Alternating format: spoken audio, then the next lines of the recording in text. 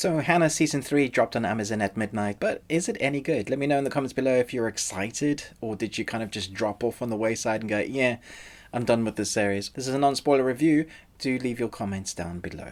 Let's jump in. So Hanna's back with 6 episodes, and I have to say, when this series first started, the first season left me quite disappointed because they basically copied what the first film did, and the first film did it better, and the fighting scenes was much better in the original film, and most people will always say the original's better. Season 3 starts off with a bang. The pace is fast and frenetic, and they're wrapping up stories, and because they can wrap up stories, a lot of characters can be deleted, however you want to take that. I'm not saying who's going to die or who's going to survive at the end, but I was very surprised with some of the chances that they were willing to take with the stories, and very pleased that there was no padding in between those episodes. It was definitely a frenetic, fast-paced storyline, but also didn't feel like they were rushing things. I think it just had the right amount of pace. It feels like this is what the series should have always been.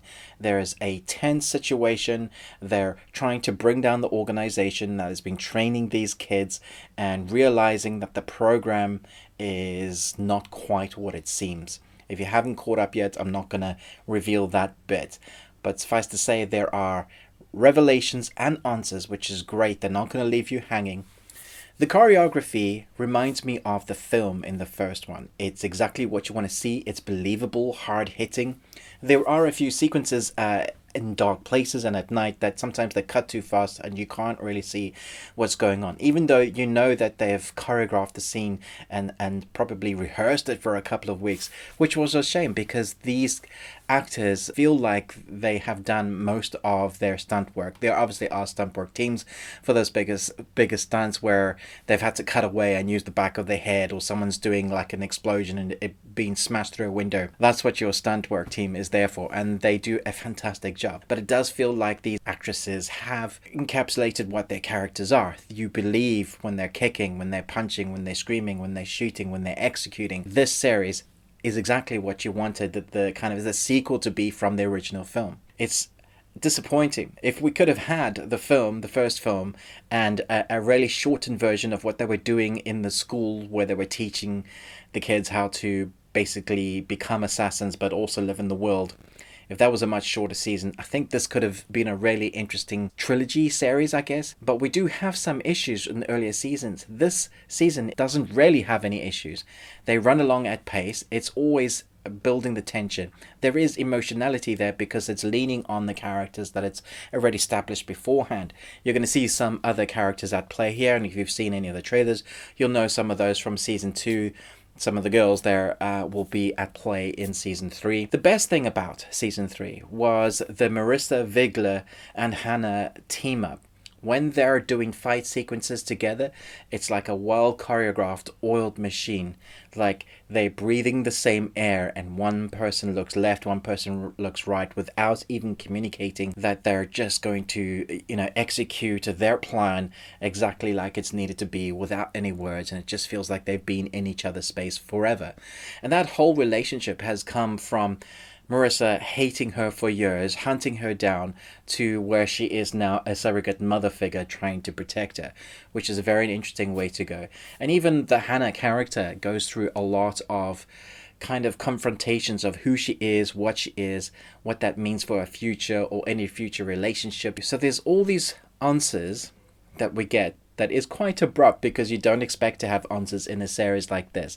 But because it's that final season, you do get them. It was very entertaining. The action is definitely worth a watch. It's a short season. You can easily binge it. It's just 6 episodes.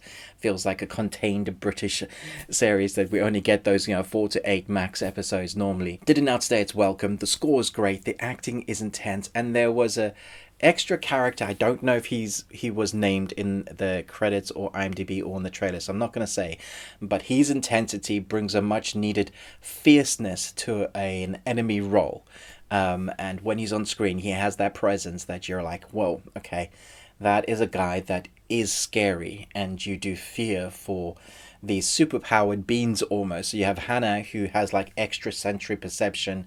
She's the best of the best. And you have Marissa Wiegler. She's been hunting Hanna before. And so you have these two that can seem to be like no one can take them down except for the insurmountable odds that they often face. But then there's this one guy that has presence to make you kind of pause and go, I wonder if they're going to survive this. And that brings a much needed tension, apart from the tension of them trying to get this information out to the world, to let the world know what's been going on, to put a stop to this program. It's a very entertaining final season. If you've stuck through with it, I think this is kind of like your reward, going, hey, look what they could have done the whole time. I'm very grateful that they finished it on a really high note. I'm going to give this 4 out of 5 Nicolas Cages. Let me know in the comments below, which was your favorite season? My ranking would now go season 3, season 2, and season 1. Even though season 2 has a lot of the teenage angst that is in there, they are teenagers and they're learning what it means to be infiltrated into that world. They're learning what it means to be young women, apart from their assassin training killing. I just felt like it was very much padded and there was too many storylines going all over the place. I don't mind season 1, but it was basically a carbon copy just stretched out of what happened in the film. And the film holds up. It's a fantastic movie. So that's my ranking would be 3, 2, 1. What would yours be? Let me know in the comments. Thanks so much for watching. Most of all, until next time, remember, live long and Tuesday.